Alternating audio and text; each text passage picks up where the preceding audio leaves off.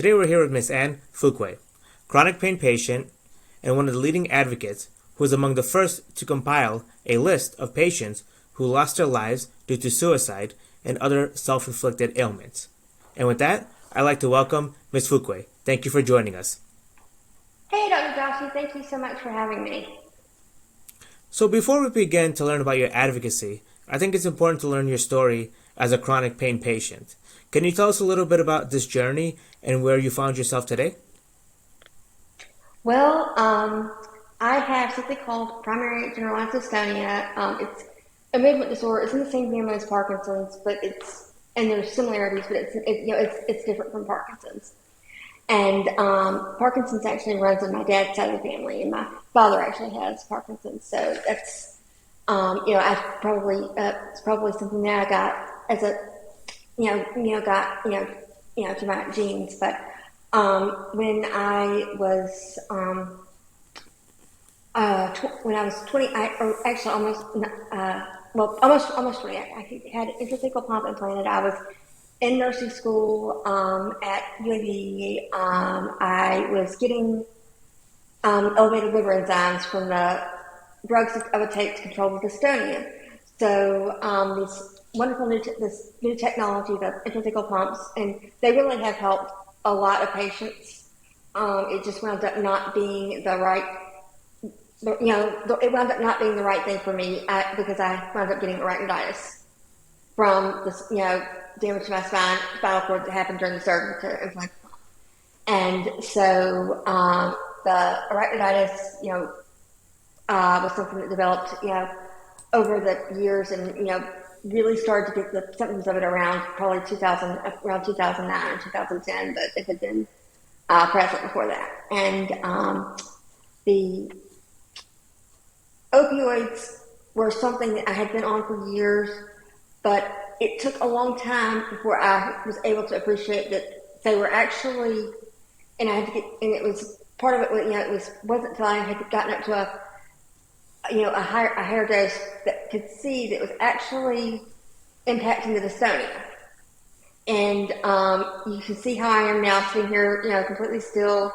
I don't have nothing's, I'm not twisted, one way or the other. I can sit up straight, and this is something that is the opioids. I was able to get off of all of the medications that cause terrible side effects that I was taking to treat the dystonia because of the opioids. And the opioids actually, did far more than all the muscle relaxers, dopamine agonists, and everything else that I took had ever done. And I don't think that that's something that's like it doesn't seem like that's the case for everybody, but I guess maybe it's a subset. We're all different. But for me, it's been like this was like it was like a miracle. It's like being in a different body, and I still hurt, but it's just being able to do the things I want to do and be able to live on my own. I'm so grateful. Thank you for sharing your journey. At what point did you decide to become an advocate and to help other chronic pain patients with similar conditions like arachnoiditis and other chronic pain conditions? I had when I was they had the one of the doctors that I saw, the one that I saw for the longest period, the one in Birmingham, Alabama. They had a patient class as part of their, and support group at their clinic, and that, was kind of beginning, just, seeing, okay, patients, trying to, get together and help one another, and we would, just, kind of, informally, but then from that, I had helped, somebody would say, oh, well, a friend of mine, they had this happen, can you look, they, they don't, their drug screen came up with something unexpected. They're not sure what this is. And, I had the background as a nurse and, just, kind of, okay, well, just trying to look up and see what I could find. And, I came across, this app called Urintel that Dr. Jeff Bubin, who passed away about a year ago, had created. It was something that was designed for doctors to be able to, to figure out why, a particular patient's drug screen might have an unexpected result. And this, became this, that was kind of the beginning of, this was just, I had the app.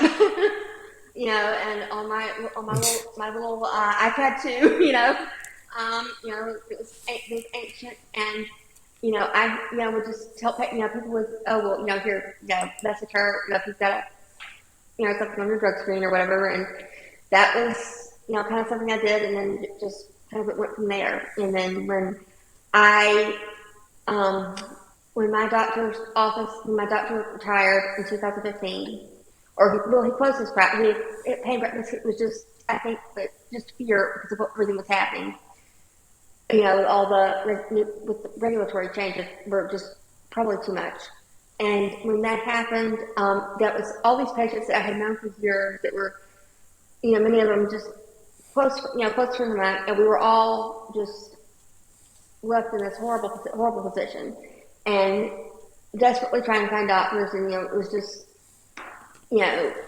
I was one of the higher MME patients, and could not find anybody literally in the state of Alabama that was willing to take me. And had it not been, just for Dr. Tennant, I wouldn't be here today. I wouldn't, because to me it's. I want to be here as long as I can. I love my life. I don't want to be, here and not just taking up space and not able to enjoy the life that I have. And I felt like I was so lucky that Dr. Tennant took me as a patient, but at the same time, why wasn't everybody else so lucky to find doctors?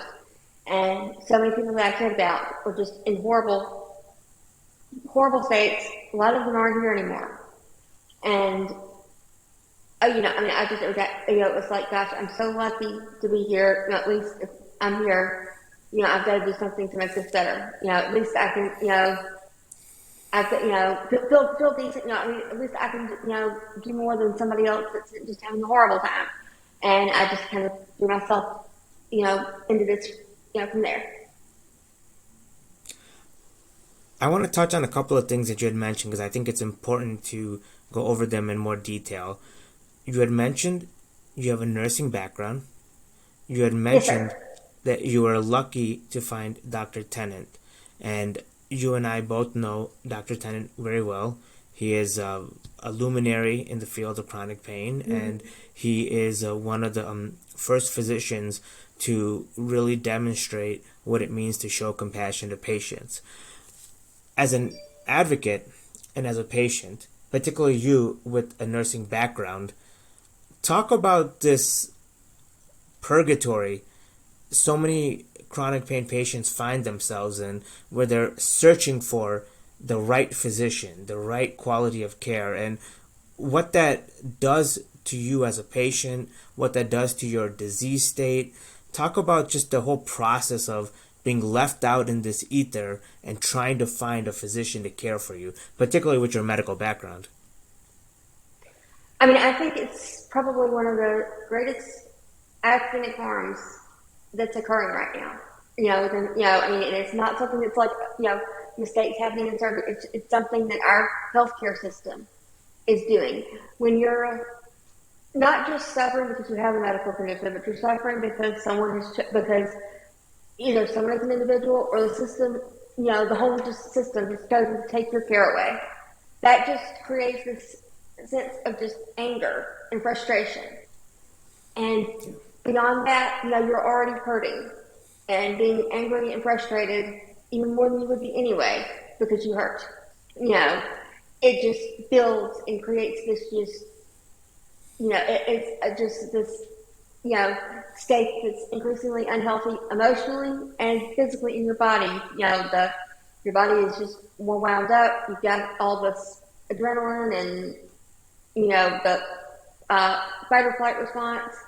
You don't sleep, and it just creates a horrible cycle. And there are patients that used to be completely different people that could be, just as normal as anybody, anybody would meet on the street, and now they're just to talk to them, they're completely different people, and it's heartbreaking because they've become people that, with the way that they respond, they're the people that doctors, would not want to, and nurses would not want to help because their responses aren't what they would expect from, someone to have. But it's this anger and this sense of frustration and suspicion and, this medical PTSD, whatever you want to call it. But it's heartbreaking because these patients, they become their own worst enemy, and that's just, to me, it's just one of the saddest parts about this. Yeah. You particularly would be in a position to understand just how heartbreaking it is because you were one of the first to start chronicling deaths by suicide for chronic pain patients. And it's an immensely sensitive topic, and so I want to give it all the respect that it deserves. So I want to first understand, why did you feel the importance to chronicle patients who would lose their lives by suicide, and when did you realize you needed to start creating a list? Well, it's not just suicides that I've been documenting. It's lots of different causes of death. But the first death that, I guess kind of started this was a really good friend of mine that was quadriplegic. He was basically thrown into withdrawal after his doctor retired, and the doctor replaced him decided to take him off of the medication he was on over a 5-day period. He called that a taper. And he, in spite of having been in his new doctor's office several times during that week, experiencing dysreflexia, this doctor did not change the course of treatment, and he suffered a massive heart attack and passed away, and his 6-year-old daughter found him. And paramedics did resuscitate him, but they had to discontinue life support, a week later. And that was, to me, that little girl, her life is completely different now. She doesn't have her daddy. Her mama was killed in the car wreck where he suffered a broken neck. And, this was government overreach that completely changed, a little girl's life. How different is her, and then, he's not there. And it's just, to me, that was just like, and that, well, he was in the hospital, and I was there, just sitting on my computer. I wasn't even a big computer person at the time, really not a tech person at all. But I think just out of anger, like, what's happening? Or lots of people having heart attacks, because they have, one withdrawal. And I started Googling, and I was seeing, some people that were having heart attacks and strokes, but mostly it was suicides. And so I was like, whoa, this is just, this was 2014. May of 2014. And, I just started keeping, it started out as, obituaries and just screenshots or whatever, that were printed out and, on my, printed again, that's just, hello chat,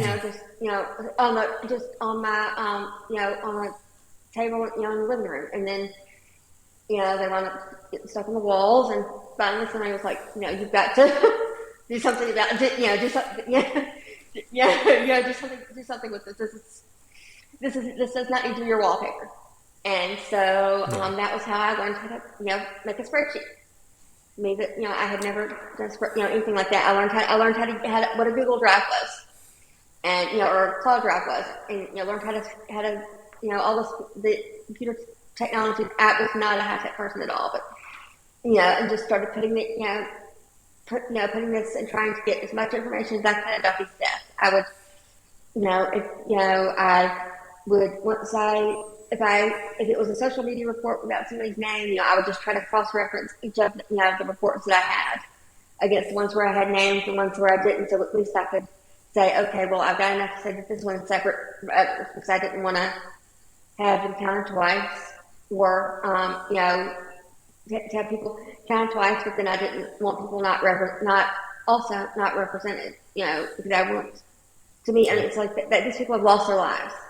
And as I start, and then I would, if I had the person's name, I would try to look up as much as I could about, I could about them. I would try to find, you know, uh, whatever information I could get, and then put that into a folder, and and say, and some of this would be things that, most of it just publicly accessible information. Sometimes the family has submitted, had found, just from, had emailed and said, this is my mother or brother or sister, whatever, passed away.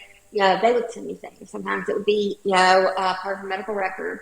I've got some death certificates. I've got suicide notes, and I just would try to compile all of it together. And I wanted to keep this file private because there were notes that, okay, it might be okay with some family members if it was posted, but you don't know how it affects everybody.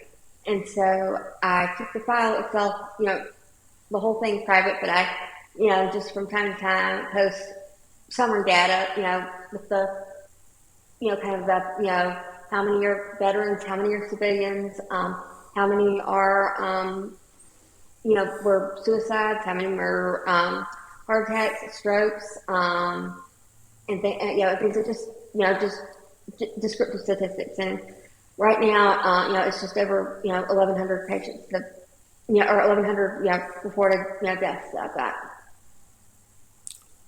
1,100. Yes.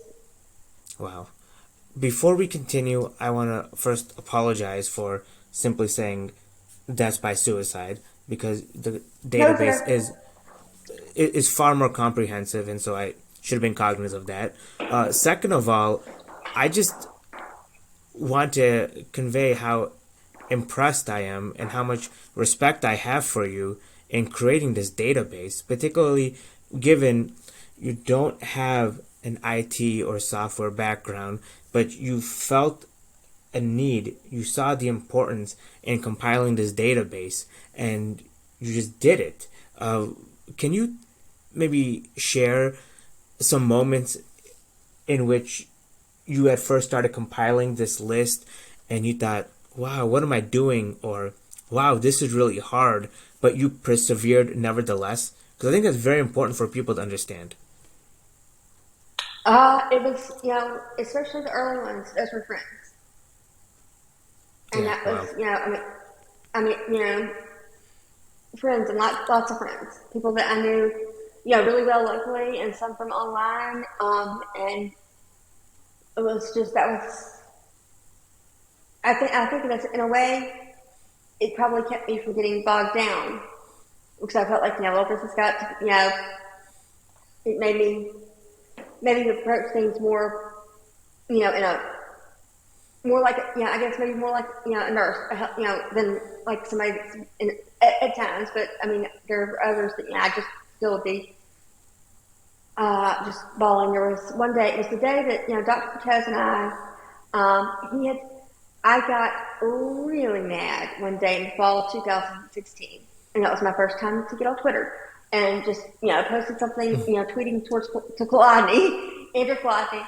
And I did not know Stephen Cortez. We were both in the same, both in Birmingham. He had come to UAB just as I left, to go to grad school. And he had followed me and replied. I had no idea. I didn't know no intention of going back to Twitter. I was just there to, tell Floppy give him a piece of my mind. And it's like, no, and somebody was, you need to, go back there. Somebody, asking questions. And but this was probably about 8 or 9 months later. I had gone to this event at a local university to hear Dr. Cortez and then David Jurley. They were having this kind of debate, back and forth, type lecture, and I had, Dr. Cortez and I had, talked, on, talked through, Twitter pretty frequently, from that point. And, I was, but this was, the first time, that I was going to, meet him in person. And one of, a really good friend of mine had, had kind of, that was worried about, that was local. I had with somebody that I had been trying to help find a doctor. He had gone kind of, just silent over the weekend, and it was, we were there protect. He said, "Well, have you heard from someone said?" I was trying to, I was like, no, no. I think I'm afraid to. I'm afraid to go. I'm afraid to Google or, just check. I'm afraid I'm going to see an obituary. And of course, when I finally got in the right frame of mind to do that, he had passed away. Wow. I want to talk a little bit more about your list, because I think it's important to understand just how robust this database is. The first question I have, and I think it's important for everybody listening, why is it so controversial to talk about deaths by suicide among chronic pain patients? I think some people believe, that this is going to trigger more deaths. It's going to talking about the whole. It's been disproven, research, but people fear that talking about suicide is going to make more people commit suicide. But or that these were just patients that have developed an addiction and they couldn't face up to that addiction, and so they and they wanted to blame it on the fact that they had chronic pain rather than they had an addiction, so they committed suicide, and they just couldn't face up to what But that's so often not the case. That they say they're just depressed, and they weren't facing up to they weren't trying to deal with their depression. But there are a lot of these people where it really was not about 20 of them where it was coexisting depression and pain, but there were plenty where it was not even about depression. Really, this was about people that were just not willing to live without a decent quality of life. Yeah, it's tough. As you know, you and I have both spoken to patients who have chosen a certain path, who have struggled to deal with their pain, that are also now continuing to deal with their pain. What really confuses me is that so many patients in a state of chronic pain cannot generate the credibility needed to get the quality of care that they deserve. And I'm not sure if I'm phrasing it the right way, but credibility is always the term that comes to mind. Is that the right word, in your opinion? And if it is, like, what can we do to start giving chronic pain patients the care that they need? I think that's a huge part of it. I mean, you have the way that our society, we're this, capitalist, free market, economy. Everybody, you've got to work hard, do your, work, be on Social Security. That's not that, I mean, that's, as, it's it. People cast suspicion, if somebody, on Social Security. We cast suspicion, that we value people that are tough, people that persist in spite of pain, not people that, take medication. We mistrust, we think, people that have developed addiction, they're high, they like the way it feels, things like that. And, or what the medication, they're doing this to, all sorts of things cause us to, mistrust. And basically we've taken all the awful stigmas that we have against people with addiction. They're so undeserved and so wrong. And now we've taken those, and I think a lot of this has come from some of the advocacy groups that are trying to help people with addiction.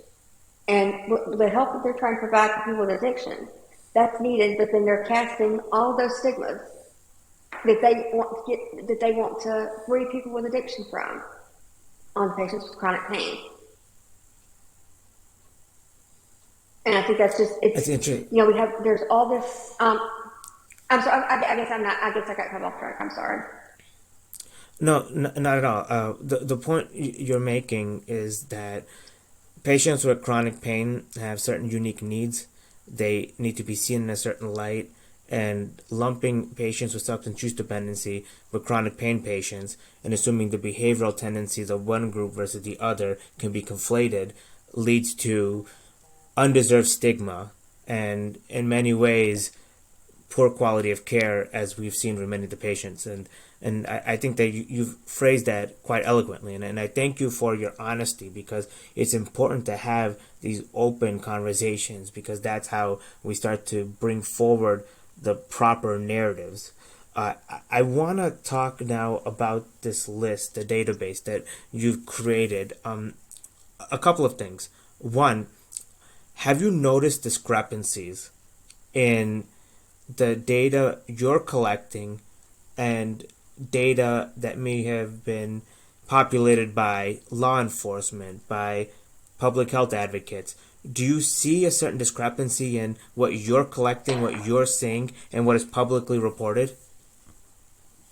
There are deaths that where I know that they've been listed as accidental. Accidental, accidental overdose. That's an accidental death. The manner of death is accidental versus being, homicide or suicide or natural. And there are a lot of those I know are suicides because I've got suicide notes for those patients. Yet they're listed as accidental by the medical examiners. And then, so they're It's not tough. acknowledged. I mean, it's like it never happened. It's tough because the denial just creates this emptiness, and you've done an amazing job in making sure that their stories are told. What pushback have you encountered, or what sort of negativity have you faced in creating your database from sources that maybe you'd expect to see that kind of blowback from, and from people that you're quite surprised that would look at your efforts in a less than positive light? Well, I mean, to me, it's like why am I the one that's doing it? You see, the CDC, they're like the premier like public health organization. These are the statistical wizards in the country. I mean, people that know all that are like that have just all this epidemiology experience. That I don't have a drop of, and they're the ones that are equipped to do this, and they could do so much better job and get this much more comprehensive. They've got access to all the databases where they can get the death certificates. They can they could be having nationwide surveys. Have you lost a loved one to kind of what basically like with the study CSI opioid study. They could be doing all of this, but yet they aren't. And then they're which it shocks me, and it's I when the CDC announced their intention to have the meeting in the fall of 2019, to start working on a new guideline. I registered to attend, and I have always tried to be respectful and just somebody that is not not want to hog the microphone, or just try to be good participant if I go to any public meetings. And I was so shocked when I was actually boarding Greyhound, because I was going to take Greyhound because don't have my own transportation, from Birmingham to Atlanta. And I got a call from one of the CDC officials that was in charge of the meeting, basically that was not going to be able to attend because they had deemed me a security risk, and little me in the wheelchair. I mean, if you're secure, and that to me was, I mean, to me that just said, gosh, they, unless it's just their algorithms. I mean, that shocked. I mean, why would they, if they truly want to make this better, why do they not want the people that are trying to document what's happening, to attend? And then there's some patient advocate. There's a patient advocacy group that's very large, has worked with worked, at times been aligned, with some of the efforts that Prof had to, develop the CDC guidelines, to begin with. And there were people from that group, you're encouraging people to commit suicide, if you're doing this. And I was just shocked. I mean, collecting, this is not, it's not, so many of these patients, when I've gotten stuff that, people, they're going to try to do something, stay up all night trying to find a doctor. That's not what you do if you want to encourage somebody to try to keep them alive. We've already lost way too many people, but,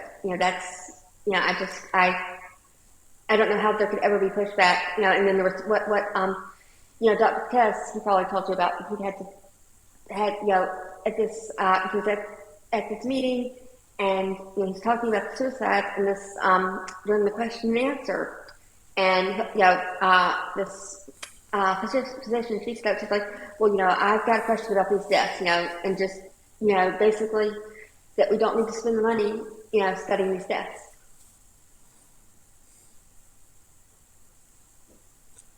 And it's how are our lives not worth,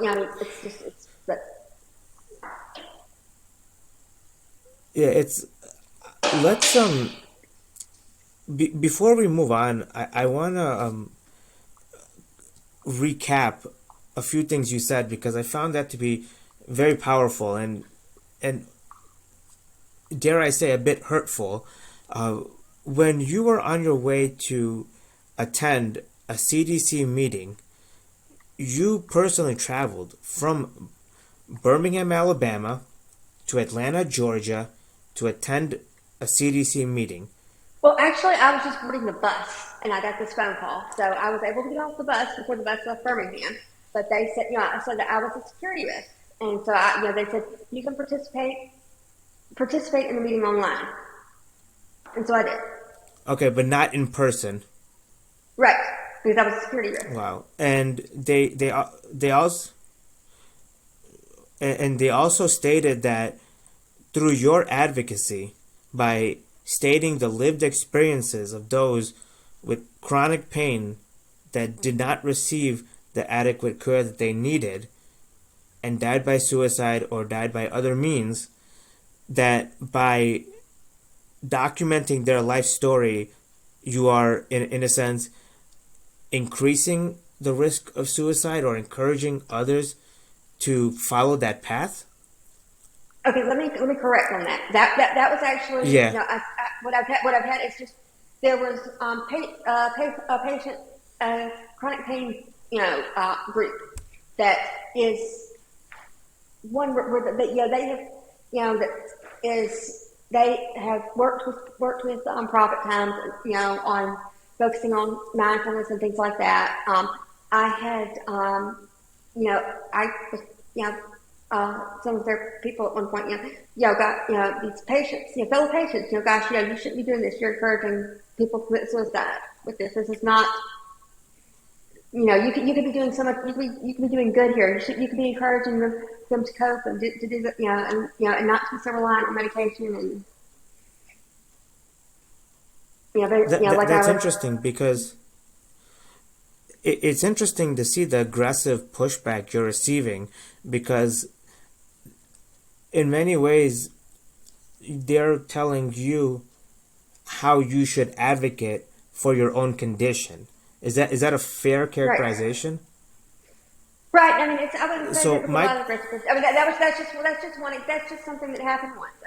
That's really the only. And I would say those are the two examples of pushback that I've had. And I think that's interesting, because what you see now when it comes to opioid settlements, when it comes to characterizing lived experiences, there is a pervasive narrative on how we should advocate. But what you're seeing and what you're suggesting is that instead of identifying ahead of time how to advocate, have the stories of those affected lead your advocacy. Is that a right reading on how you're looking at this? I'm kind of you're breaking up a little bit. I don't think I'm not sure I'm understanding what you were meaning on that. Yeah, so when you're advocating for patients, do you do you often find pressure to advocate for a certain way or push a certain type of agenda, or do you let the stories then determine how you advocate? I'm just trying to piece together all these complex narratives together because the more you delve into all of this, the more convoluted it seems. And the sense that I'm getting is that many patients in your situation are often told how to advocate as opposed to advocating for what they truly believe in. And I'm just curious to see if that's a fair characterization or if you feel like that's oversimplifying how you really feel. I don't think I've experienced a lot of that. To me, I think those that those the kind of that little bit of pushback, that example of where I have gotten that pushback from those patients. That was one thing that happened. But beyond that, to me, I don't think I have experienced anything like that. And as far as like having people telling me what to do, I mean, if it's people that are experienced, that know how to communicate with people and know how to handle things and understand how government works and things like that. I mean, to me, that's shit. I want to tell me what please help me, tell me what I need to do to be more effective. Please help me, teach me. I mean, to me, I think that's Yeah, good when somebody anybody that can help can help us. no, I think that's the right mindset. In that vein, can you talk a little bit about your work with Dr. Stefan Cortez and the studies that you guys are focusing on in terms of telling the stories of patients who've lost their lives by suicide and chronicling the lived experiences? When the cuts really first started, around when things really first started to get bad in 2015, I remember saying to gosh, they need to a psychologist that I know well, they need to study this. Somebody needs to they need to see what's happening. See what this does to patients. Make sure that they're if they're causing harm. They need to document that. They need to figure out. And this is somebody that cares and that's an ally. That gosh, oh, you're dreaming. That's never going to happen. That's never going to happen. And people would say, you're just not going to see that. You gotta cool your expectations. So when back in it was like in I think probably early 2018, late 2017. Dr. Cortez had said, and I hadn't seen the spreadsheet that I've got. I've sent it to him. Sent it to him. Yeah. As it got updated. Well, I get yes, yeah, it would have been like excuse me, 2018, 2019. I had, he said, well, send me that again. He's like, I want to, I'm going to get my fellow, Dr. Allison Barley at the time, first fellow. We're going to look at this. We're going to try to see if we can find a way to create a study to look at these suicides. And you could have just knocked me over with a feather. It was like, oh my God, this is, what hoped and prayed for. And then, there were 7 grant applications to get this study to the point that it is now. And it's just, to me, it's like, it's I'm just so happy to see this finally happening. And so grateful to him for being so stubborn. Yeah. I mean, and Dr. Barley, both of them for sticking this out, keeping going, not one denial, two denials, 3, 4, Yeah. 5, kept going. And, and making things better, making the protocol better, with input, with each critique. And I truly think that it's going to be able to show, look, there's, it's not just one thing that's happening when all these patients commit suicide. There's different things that or at least from what I've seen. But if we can, get this documented and move these from just mere anecdotes that can get, swept under the rug, or they can, where people can say, oh, it's just always just this or just that, or Yeah. and then because this will get the qualitative information, that hey, this is what's happening. And then from there, to work and get better protocols that can provide protection for patients and help people and help promote quality of life for patients. I think, the prescribing cuts and the prescribing reduction, safe prescribing is a great thing. It's truly safe, but what we're doing right now is not safe. What we're doing now is creating danger. We're putting people at risk. Ms. Fuqua, one thing I have to say, for all the praise Dr. Cortez and other folks at UAB receive for their persistence in getting this study off the ground, it's truly a testament for you and just the power in your vision to carry this forward. And I want to make sure for everybody who's listening that so much of this study, which is the first study of its kind to study death by suicide among chronic pain patients, was in large part due to the efforts that you have initiated.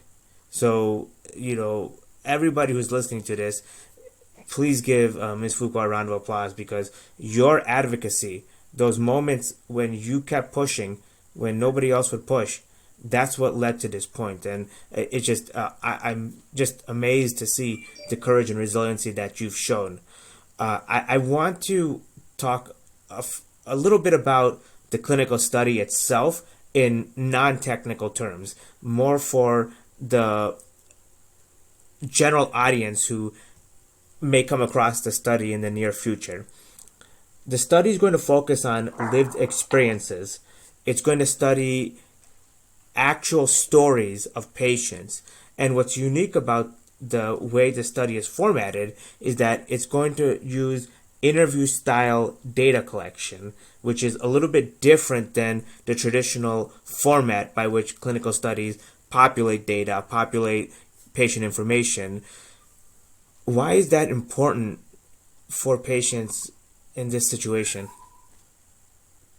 Well, the patients, that are being studied, it's the family members that they're speaking for them. But those are people, the family members and the friends that were there with them through this journey. These people, they saw this, and everything that goes into a life is not something that can come up on a clinically validated, questionnaire. I mean, there's, these, these different questionnaires that they have, when you do research. Those have a purpose, but, people are so much more complicated than this. And qualitative research like this, where it's interviews and you look at the things from what, the participants, provide, and is,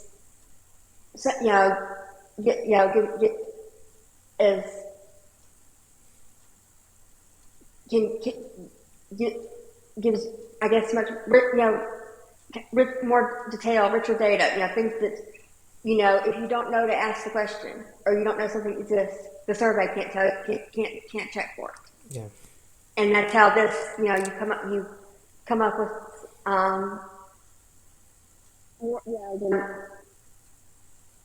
from the open-ended questions. You get data that you didn't know to ask for. It makes perfect sense, and you more than anybody else would know the importance of all this. You know more than anybody else how difficult health policy has been for these patients.